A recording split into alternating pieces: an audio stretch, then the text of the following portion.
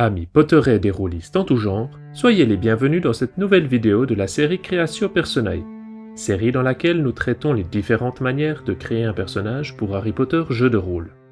Je suis Cull, et dans cette vidéo nous allons créer un personnage en nous basant sur les caractéristiques de sa baguette.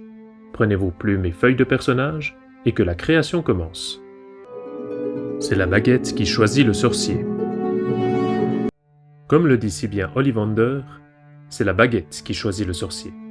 Partant de cette maxime, pourquoi ne pas extrapoler en termes rôlistiques en disant que c'est la baguette qui crée le personnage? La base d'Harry Potter jeu de rôle possède un chapitre complet sur la création des baguettes aléatoires et les caractéristiques de chacun des éléments qui la composent. En partant des caractéristiques de la baguette, le bois, le cœur, la longueur, la souplesse, etc., il est donc possible de déterminer certaines qualités et défauts que possède notre sorcier avant même sa création. Une fois toutes ces qualités et défauts déterminés, on peut ensuite choisir un archétype qui correspondra le mieux à ce dernier, et qui sera le plus en adéquation avec sa baguette. Mais trêve de bavardage et de théorisation, passons directement à un exemple pratique nous permettant de mieux comprendre le concept. Création de la baguette et caractéristiques associées.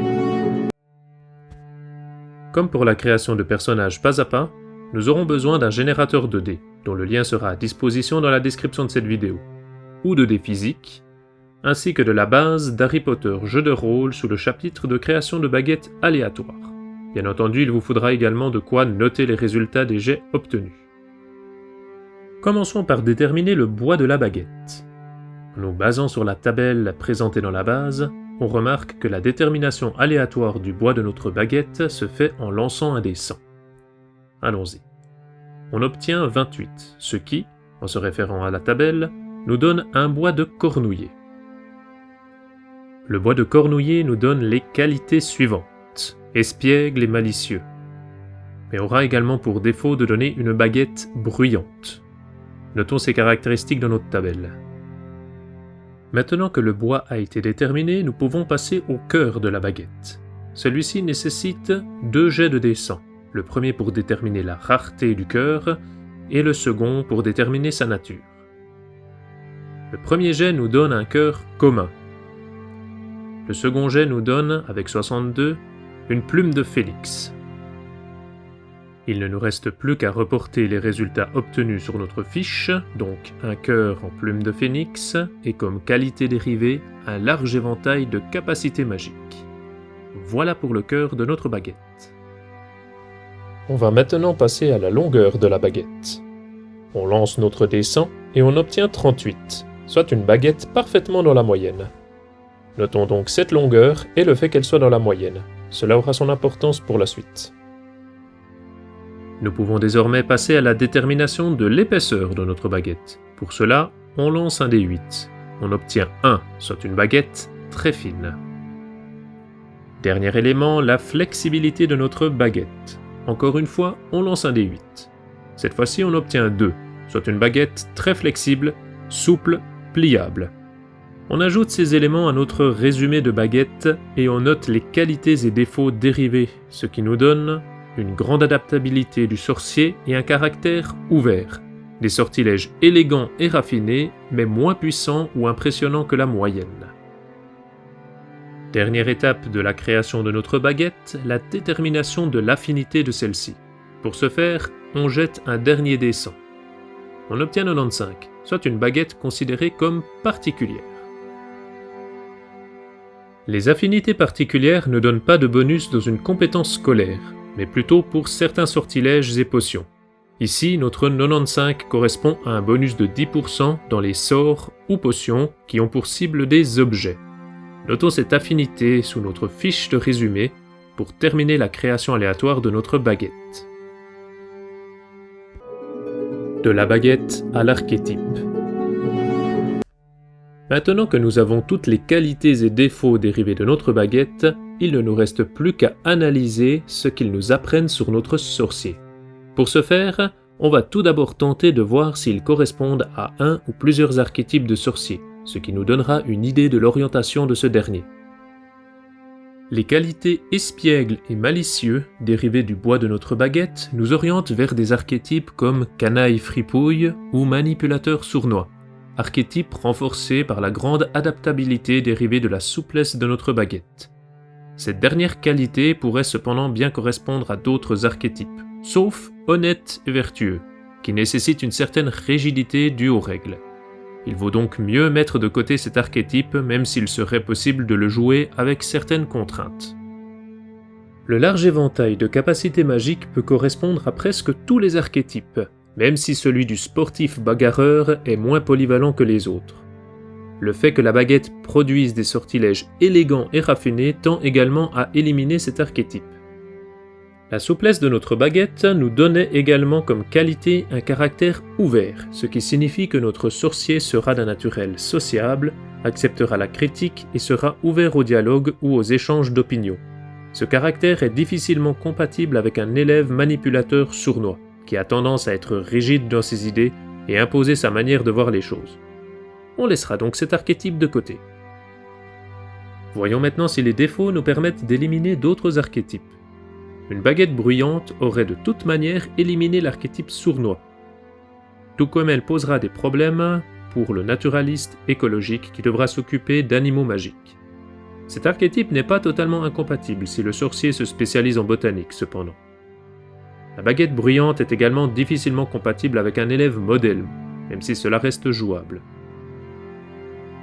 Reste donc l'archétype canaille fripouille, qui colle assez bien à notre baguette.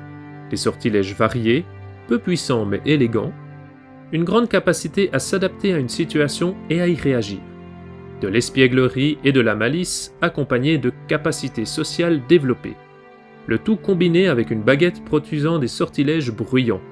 On possède ici toutes les qualités pour un farceur de première qui mènera la vie dure aux préfets et professeurs, et qui pourra compter sur ses amis pour lui prêter main forte. L'affinité particulière de la baguette avec les objets tente également à renforcer ce choix, du fait de la possibilité de créer des farces et attrapes et autres objets magiques maison avec plus de facilité. Je recommanderais donc cet archétype au possesseur de cette baguette pour exploiter son plein potentiel, même si d'autres ne sont pas totalement incompatibles. De la baguette aux avantages et désavantages. Maintenant que l'archétype a été choisi, nous pouvons passer à la dernière partie, à savoir déterminer les avantages et désavantages qui colleraient le mieux à cette dernière. Le caractère ouvert du personnage pourrait être renforcé avec l'avantage empathie, qui augmente la psychologie pour les interactions sociales. De la même manière, les capacités d'adaptation du sorcier pourraient être renforcées avec l'avantage self-control, qui permettrait au sorcier de rester maître de lui en toutes circonstances. Si vous n'êtes pas chez Serpentard, l'avantage sur le qui-vive peut être un plus étant donné que vous êtes un farceur avec une baguette bruyante, autant tenter de repérer les ennemis avant que ceux-ci vous tombent dessus. Quant aux désavantages, vous pourriez convertir le défaut de votre baguette en désavantage baguette bruyante par exemple, qui donnerait un malus en discrétion de 15% lorsque vous lancez des sortilèges. Bien entendu, il ne s'agit que de quelques exemples. Tous les avantages et désavantages vous sont ouverts. Ceux proposés tendent cependant à coller au mieux à votre baguette. Conclusion.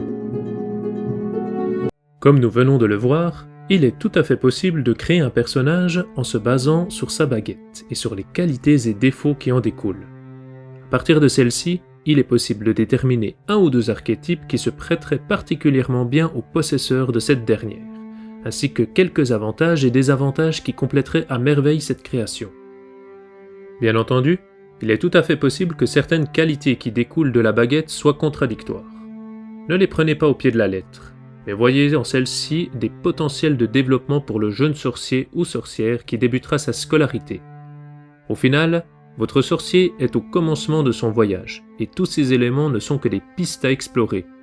Souvenez-vous aussi que lorsqu'il reçoit sa baguette, un sorcier n'est pas encore en phase avec celle-ci, mais que le lien entre eux va se développer au fur et à mesure de son apprentissage de la magie. Tout est donc entre vos mains, et il ne tient qu'à vous de respecter ou non la ligne directrice de votre baguette, ou de vous forger votre propre voie. Nous voici arrivés au terme de cette vidéo sur la création de personnages par rapport aux caractéristiques de la baguette. Un grand merci d'avoir suivi celle-ci jusqu'au bout. Comme toujours, n'oubliez pas de vous abonner et d'activer la cloche pour ne rien rater de nos nouvelles vidéos et contenus. Vous pouvez également nous rejoindre sur notre Discord en lien dans la description pour prolonger l'aventure.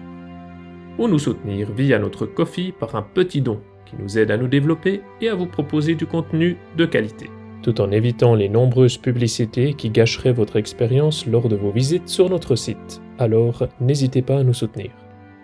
C'était Keul pour Geekit, que la passion vous guide et vous accompagne.